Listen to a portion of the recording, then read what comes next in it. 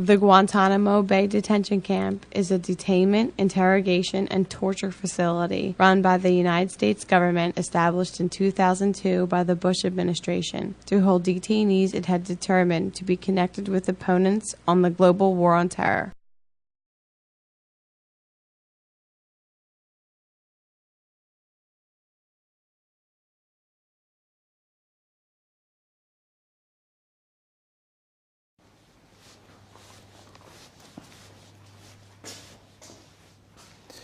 Peace. My name is Yasin Bey, and I'm here today to demonstrate the standard operating procedure for force-feeding detainees at Guantanamo Bay. Good morning. This is a letter written by Samir Naji Al-Hassan Mukbel, titled Letter from Guantanamo Bay. Gitmo is killing me.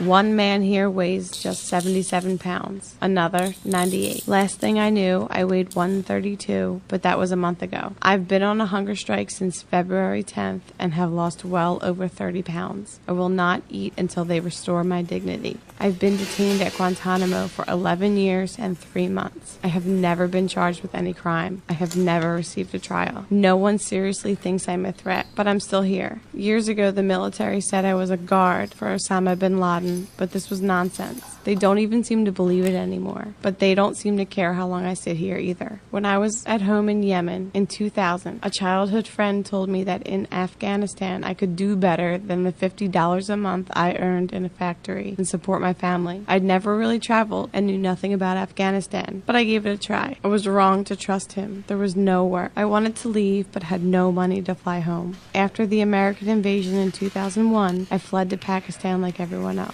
The Pakistanis arrested me when I asked to see someone from the Yemeni embassy. I was then sent to Kandahar and put on the first plane to Gitmo. Last month, on March 15th, I was sick in the prison hospital and refused to be fed. A team from the ERF, the Extreme Reaction Force, a squad of 8 military police officers in riot gear, burst in. They tied my hands and feet to the bed. They forcibly inserted an IV into my hand. I spent 26 hours in this state, tied to the bed. During this time, I was not permitted to go to the toilet. They inserted a catheter, which was painful, degrading, and unnecessary. I was not even permitted to pray. I will never forget the first time they passed the feeding tube up my nose. I can't describe how painful it is to be force-fed in this way. As it was thrust in, it made me feel like throwing up. I wanted to vomit, but I couldn't. There was agony in my chest, throat, and stomach. I had never experienced such pain before, and I would not wish this cruel punishment upon anyone. I'm still being force-fed. 2 times a day, they tie me to a chair in my cell. My arms, legs, and head are strapped down. I never know when they will come. There are so many of us on hunger strike now that there aren't enough qualified medical staff members to carry out the force feedings. Nothing is happening at regular intervals. During one force feeding, the nurse pushed the tube about 18 inches into my stomach, hurting me more than usual because she was doing things so hastily. I called the interpreter to ask the doctor if the procedure was being done correctly or not. It was so painful that I begged them to stop feeding me. The nurse refused to stop feeding me. When they come to force me into the chair, if I refuse to be tied up, they call the ERF team. So I have a choice. Either I can exercise my right to protest my detention and be beaten, or I can submit to painful force feeding. The only reason I am still here is that President Obama refuses to send any detainees back to Yemen. This makes no sense. I'm a human being, not a passport, and I deserve to be treated like one. I do not want to die here, but until President Obama and Yemen's president do something, that is what I risk every day. Where is my government? I will agree to whatever it takes in order to be free. I am now 35. All I want is to see my family again and to start a family of my own. The situation is desperate now. All of the detainees here are suffering deeply. At least 40 people here are on a hunger strike. People are fainting with exhaustion every day. I have vomited blood, and there is no end in sight to our imprisonment. Denying ourselves food and risking death every day is the choice we have made. I just hope that because of the pain we are suffering, the eyes of the world will once again look to Guantanamo before it is too late.